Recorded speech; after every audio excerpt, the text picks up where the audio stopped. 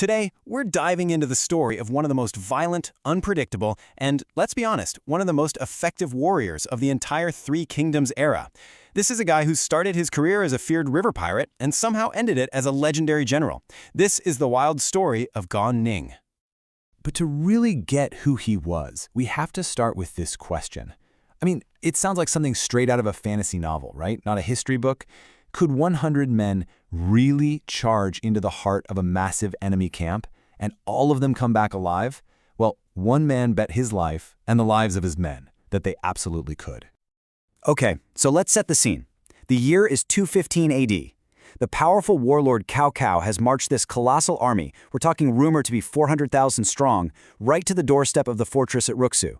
And defending it is his rival, Quan, with a way smaller force. For Quan's army, this is basically a desperate last stand against an overwhelming invasion. The stakes could not be higher. So, to try and break the enemy's spirit, one of Quan's generals comes up with this completely insane plan. It's not about winning a battle, it's pure psychological warfare.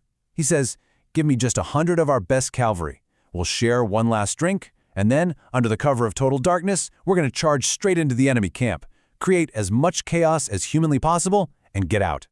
And to tell friend from foe in the middle of all that? Simple. They'd stick white goose feathers in their helmets. And the result? Zero. Absolutely zero casualties. They rode in, cut down sentries, set tents on fire, and galloped right back out before Cao Cao's huge army even knew what hit them. Not a single man was lost. They didn't even lose a horse. You can just imagine the shockwave this sent through Quan's camp, which just erupted in cheers.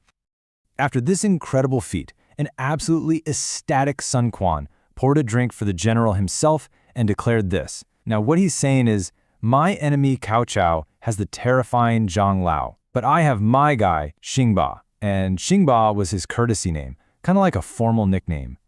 Quan was putting this general on the exact same level as the most feared warrior in the entire north. And that general's real name? Gan Ning. An act of such impossible bravery just begs the question, right? Who was this man? Where does that kind of fearless, almost reckless courage even come from? Well, let me tell you, his story didn't begin in some prestigious military academy. Nope, it began way on the wrong side of the law. Before he was a decorated general, Gan Ning spent over 2 decades as one of the most notorious pirates on the Yangtze River. We're talking a gang leader, a total outlaw, and an absolute terror to any local official who crossed his path. And he was not subtle about it either. His crew was actually known as the silk-sailed bandits because their ships were decked out in this extravagant brocade silk. Gan Ning himself wore a string of bells at his waist, and when people heard those bells ringing, they knew terror was coming down the river. He was flashy, he was violent, and he was completely lawless. But then, after more than 20 years of this life, something changed. Gan Ning decided he wanted more. He just gave up the pirate life, dismissed his men, and started to study. He started reading the classics, military strategy, the whole deal. The outlaw wanted to become a hero.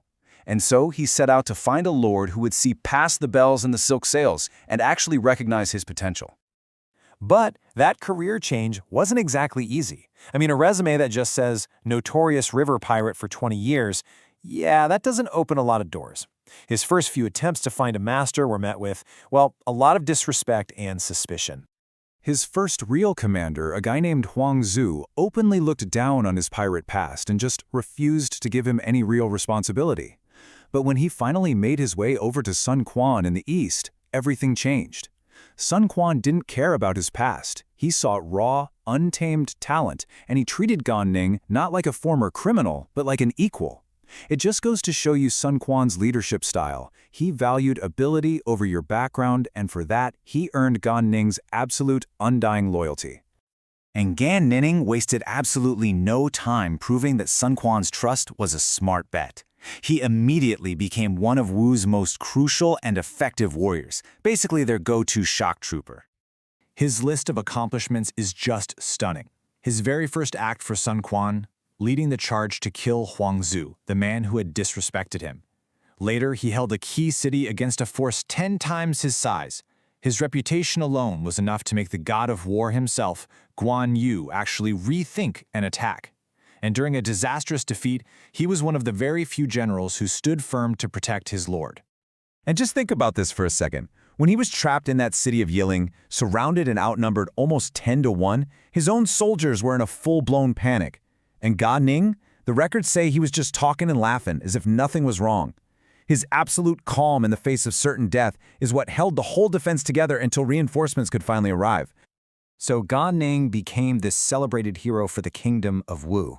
But the pirate, well, the pirate never truly left the man. He was a hero, for sure, but a hero forged from extreme violence, and that violence often boiled right over the surface. And this is the real duality of Gan Ning. For every incredible strength he had, there was a terrifying flaw to match. He was fearlessly brave, but also brutally violent. He was fiercely loyal to Sun Quan, but impulsive and quick to anger with pretty much everyone else. He was generous to his friends, yet he completely disregarded authority whenever it suited him. For example, one time, a servant from his kitchen ran away and took refuge with Lu Meng, one of Wu's top commanders. Gan Ning's response wasn't to, file a complaint. He went over to Lu Meng's house, dragged the servant out, and killed him right there on the spot, nearly starting a civil war between two of Sun Quan's best generals. And then there was his feud with Ling Tong. You see, Gan Ning had actually killed Ling Tong's father in a battle years earlier, back when he worked for Huang Zu. Ling Tong never forgave him, and the two of them were constantly on the verge of trying to kill each other at state banquets. The tension was so bad that Sun Quan had to literally make sure they were never stationed in the same province. Which brings us right to the final question. Gan Ning was, without a doubt, a hero to the kingdom of Wu. His courage saved the day more than once. But can a man who lived by violence and impulse, who ignored laws and settled every dispute with a blade, ever truly be redeemed? Or was he simply a killer who was lucky enough to find a banner to fight under? That's the complex, bloody legacy of the silk-sailed pirate.